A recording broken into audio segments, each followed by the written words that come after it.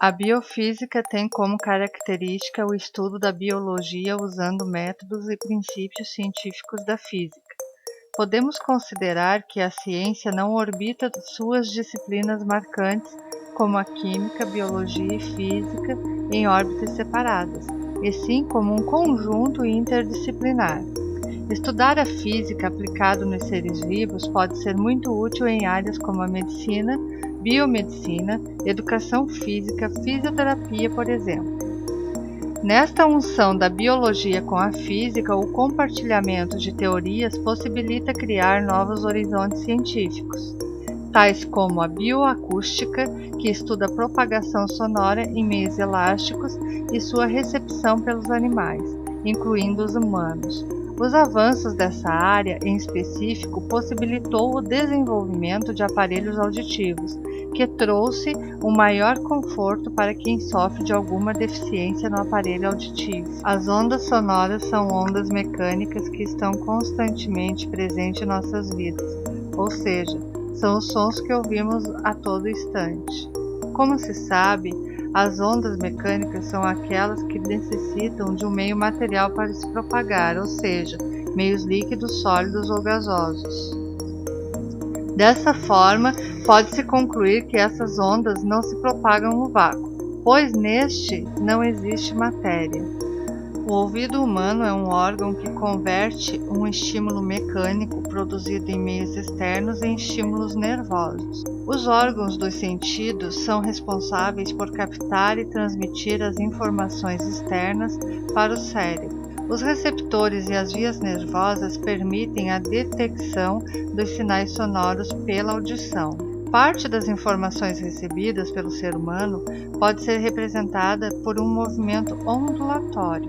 Além dessas informações, os sensores situados nos canais semicirculares do ouvido interno ajudam na manutenção da postura e participam na definição do equilíbrio do corpo e percepção de movimentos. A audição permite ainda a transmissão de mensagens emocionais.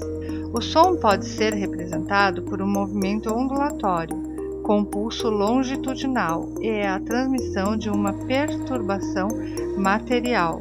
Os estímulos sonoros, cuja origem física são as ondas mecânicas, ao chegarem no sistema auditivo, terminam agindo sobre células ciliares e seus nervos terminais, que codificarão o estímulo mecânico em potenciais de ação.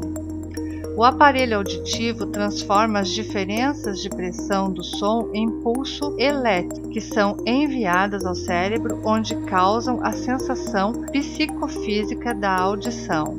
A diferença de intensidade de sons recebidos é percebida da seguinte maneira: os deslocamentos da membrana basilar e do órgão de corte têm amplitude proporcional à intensidade do som.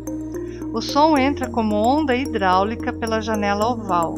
No trajeto, um som fraco desloca menos a membrana basilar. O som forte desloca mais. Quanto maior a intensidade sonora, maior é a amplitude do deslocamento, maior é o pulso elétrico gerado. Esse pulso elétrico tem o mesmo potencial de ação das células que o geram, mas como mais células são acionadas, a corrente é maior no caso de sons mais intensos. Essa maior corrente provoca a sensação de som mais intenso no cérebro.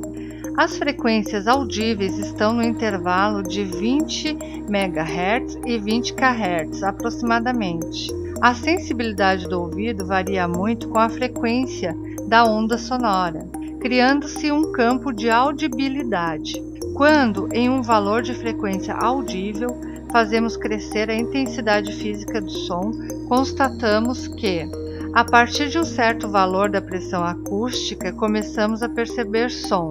Além de um valor bem superior da pressão acústica, o som provoca uma sensação penosa e até menos insuportável. As ondas acústicas podem produzir vários efeitos no organismo, como, por exemplo, sensação de mal-estar, vertigem e náuseas. Isso se deve às minúsculas células capilares do ouvido interno que vibram.